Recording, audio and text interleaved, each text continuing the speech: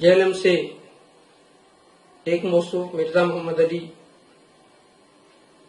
اس نے اپنا ایک پمفلٹ شائع کیا، انداز ان پیروی کا انجام۔ یہ پمفلٹ شائع کیا اور اپنا ایک مسئلہ ریکارڈ کروایا، مسئلہ نمبر 71B کے نام سے، جس میں اس نے برصغیر پاک و ہند کے جو علماء اور بزرگان دین ہیں ان کی باتوں سے یہ اخذ کرنے کی کوشش کی اور ان کی طرف یہ عقائد منسوب کرنے کی کوشش کی کہ علیاذ باللہ ان حضرات کے عقائد وہ کفریہ تھے، وہ گستاخانہ تھے۔ 5 سال پہلے میرے پاس ایک ساتھی یہ پمفلٹ لے کر آیا تو اس نے مجھے کہا جی کہ آپ ان کے جوابات تحریر کر دیں۔ تو میں نے مغرب کے بعد کا وقت تھا تو میں نے یہ پمفلٹ دیکھا، تو دیکھنے کے بعد میں نے اس سے کہا کہ بھائی بات یہ ہے کہ یہ مواد بھی چوری شدہ ہے اور انداز بھی چوری شدہ ہے۔ تو بڑا حیران ہوا، کہا کہ مواد بھی چوری شدہ ہے اور انداز بھی چوری شدہ ہے، یا تو ریسرچ پیپر لکھا ہوا ہے، یعنی ریسرچ پیپر اور لکھا ہوا ہے کہ لازمی پڑھیں۔ میں نے کہا بھائی بات یہ ہے کہ مواد بھی چوری شدہ ہے اور انداز بھی چوری شدہ ہے۔ پہلی بات تو یہ ہے کہتے جی انداز کس کا چوری کیا ہے؟ میں نے کہا جی بریلوی مکتبہ فکر کے ایک عالم ہیں سید شہید احمد کاظمی، ان کی ایک کتاب ہے الحق المبین، اس کا انداز انہوں نے چوری کیا ہے۔ میں نے کہا یہ کتاب ہے۔ فرق اتنا ہے کہ انہوں نے اپنی کتاب کے اندر اہل سنت کا مذہب لکھ کر نیچے آیت لکھی ہے اور موصوف نے اپنے پمفلٹ کے اندر وحی کا فیصلہ لکھ کر نیچے آیت لکھی ہے۔ یہ تو انداز چوری شدہ ہو گیا۔ کہتے جی مواد کہاں سے چوری کیا ہے؟ میں نے کہا برصغیر پاک و ہند کے اندر جو اختلافی کتابیں ہیں ان سے مواد کو چوری کیا ہے۔ اس طرف کی کتاب اٹھا کر اس طرف فٹ کر دی، اس طرف کی کتاب سے اٹھا کر ادھر فٹ کر دیا اور اپنے پیپر میں لکھ دیا اور کہا جی میں ریسرچ کر رہا ہوں۔ یہ ساری باتیں اختلافی کتابوں کے اندر پہلے سے موجود ہیں، کوئی نئی بات نہیں ہے۔ میں نے کہا برصغیر پاک و ہند کے اندر جن علماء اور بزرگان دین کی وجہ سے دین کی شمع روشن ہوئی تھی، اول سے ہی یہ کوشش تھی کہ کسی طرح امت کو ان سے بدزن کر دیا جائے، اور میں نے کہا کہ شروع سے یہ کاوش جاری رہی ہے اور میں سمجھتا ہوں کہ اسی سلسلے کی یہ کڑی ہے۔ صرف فرق اتنا ہے کہ سٹیج بدلا ہے، مقام بدلا ہے، انداز بدلا ہے اور چہرہ بدلا ہے، بس۔ تو بڑا حیران ہوا۔ تو ہمارا درس قرآن یہ جیل میں تقریباً 5 سال پہلے شروع ہوا، تو ہمارے درس قرآن کے اندر یہ پمفلٹ لے کر بے شمار ساتھی آتے، پھر آ کر ہم سے اعتراضات کرتے اور کچھ اور اعتراضات کرتے۔ جب ہم ان کا جواب دے دیتے تو ہمیں وہ ٹرک کی پتی کے پیچھے لگا کے چلے جاتے کہ جب ہم تحقیق کریں گے۔ تو میں اکثر انہیں کہا کرتا تھا بھائی گھر کے اندر آپ نے کون سی مشین رکھی ہے کہ جس کے اندر آپ اس کو ڈالیں گے تو تحقیق کے کوئی نئے مادے سامنے آئیں گے؟ ہمیں بھی بتلائیں اس مشین کے بارے میں، ہم بھی خرید کر اس مشین کو گھر کے اندر رکھیں تاکہ ہم بھی اس کے اندر کوئی حدیث ڈالا کریں یا کوئی عبارت ڈالا کریں تو اس کی تحقیقی مواد نکل کر سامنے آیا کریں۔ عبارت آپ کے سامنے ہے، اصل کتاب آپ کے سامنے ہے، ہر چیز آپ کے سامنے ہے، ہم نے آپ کو بتلا دی، اب اور کون سی تحقیق کرنی ہے؟ اب وہ خاموش ہو گیا۔ میں نے کہا جی کوئی اور کتاب آپ کی تھیلے میں ہو تو نکالیں۔ کہتا نہیں جی میں تحقیق کروں گا۔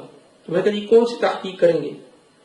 کہتے ہیں میں پوچھوں گا۔ میں نے کہا جا کر آپ ان سے پوچھیں گے، وہ آپ پھر اعتراض لے کر آئیں گے، پھر میں آپ کا اعتراض صاف کر دوں گا، پھر لے کر آئیں گے، پھر میں اعتراض صاف کر دوں گا۔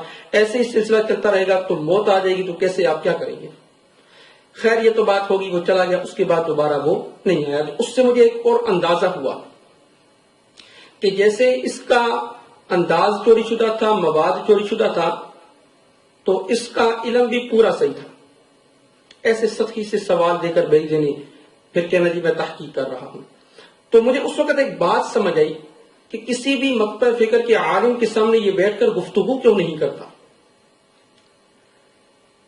بخاری شریف کے اندر روایت آتی ہے 2311 نمبر کہ سید ابو ہریرہ رضی اللہ تعالیٰ عنہ کو نبی اکرم صلی اللہ علیہ وسلم نے رمضان کی زکوٰۃ پر نگران مقرر کیا۔ تو رات کو شیطان آ گیا انسانی شکل کے اندر، تو شیطان نے خزانے میں سے کچھ خزانہ چوری کرنے کی کوشش کی، تو سیدنا ابو ہریرہ رضی اللہ تعالی عنہ نے اس کو پکڑ لیا، منتیں کرنے لگا جی محتاج ہوں، غریب ہوں، چھوڑ دیں، ایسا کریں ویسا کریں۔ تو سیدنا ابو ہریرہ رضی اللہ تعالی عنہ نے اس کو چھوڑ دیا۔ صبح وہ نبی اکرم صلی اللہ علیہ وسلم کی خدمت میں پہنچے تو نبی اکرم صلی اللہ علیہ وسلم نے پوچھا کہ ابو ہریرہ وہ رات والے تیرے قیدی کا کیا بنا؟ تو کہا یا رسول اللہ اس نے منت سے سماجت کی، غریب آدمی ہوں، میں نے اس کو چھوڑ دیا۔ تو اللہ کے نبی نے کہا وہ پھر آئے گا۔ اگلے دن پھر شیطان آیا تو سیدنا ابو ہریرہ رضی اللہ تعالی عنہ نے پھر پکڑ لیا، پھر منت سماجت کی تو سیدنا ابو ہریرہ رضی اللہ تعالی عنہ فرماتے مجھے رحم آیا، میں نے پھر چھوڑ دیا۔ پھر اگلے دن اللہ کے نبی نے پھر یہی کہا کہ تیرے رات والے قیدی کا کیا بنا، اور پھر کہا کہ دوبارہ آئے گا۔ شیطان تیسرے دن بھی آیا تو کہا میں نے اس سے جب پکڑ لیا تو میں نے کہا کہ اس وقت ضرور لے کر نبی اکرم صلی اللہ علیہ وسلم کی خدمت میں جاؤں گا۔ اس نے کہا مجھے چھوڑ دے، میں تجھے چند ایسے کلمات سکھلا دوں گا کہ جو تجھے نفع دیں گے۔ پھر کہا کہ جب تو اپنے بستر پر رات کو آئے تو آیت الکرسی پڑھ لینا۔ تو کہا جب تو آیت الکرسی پڑھ لے گا تو اللہ رب العزت تجھ پر ایک محافظ کو مقرر کر دیں گے جو ساری رات شیطان سے تیری حفاظت کرے گا۔ تو سیدنا ابو ہریرہ رضی اللہ تعالی عنہ اس کو چھوڑ دیا۔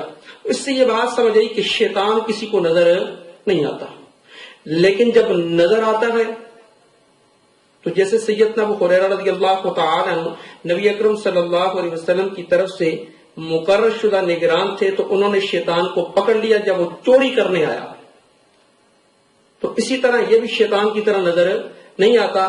اسے پتا ہے جب میں چوری کرتا ہوں علماء کی عبارتیں، جب میں نے کسی عالم کے سامنے بیٹھ کر وہ عبارت پڑھ لی تو جس طرح سیدنا ابو ہریرہ رضی اللہ تعالی عنہ نے شیطان کو پکڑ لیا تھا، اسی طرح بعین ہی علوم نبوت کے جو وارث ہیں وہ بھی مجھے پکڑ لیں گے اور میرا راز بھی کھل جائے گا۔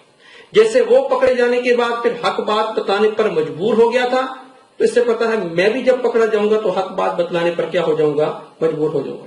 تو بے شمار ساتھی اس کے ہمارے دروس کے اندر آئے، سوالات کیے، تشفی بخش جوابات پا کے چلے گئے اور ہم سے یہ وعدہ کر کے گئے کہ ہم آپ کی ان سے نشست کروائیں گے۔ بات ساتھی کہتے ہیں نا کہ جی آمنے سامنے بیٹھ کے بات کرنے کا، مناظرے کا کوئی فائدہ نہیں ہوتا، میں بھی یہ بات سمجھتا ہوں۔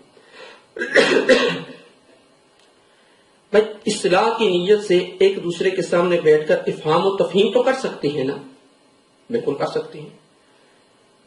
ایک ساتھی وہ کہنے لگا جی کہ ہم اتنے دور سے کیسے آپ کی گفتگو سننے کے لیے آئیں گے؟ میں نے کہا جی ہر چیز کا حل موجود ہے۔ وہ حل کیا ہے؟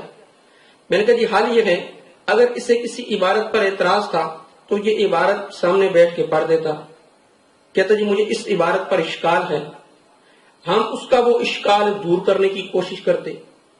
ہدایت تو ہمارے قبضے میں نہیں ہے نا، کوشش کر سکتے ہیں، اس کا اشکال دور کرنے کی کوشش کرتے اور ساری بات کھول کر اس کے سامنے رکھ دیتے۔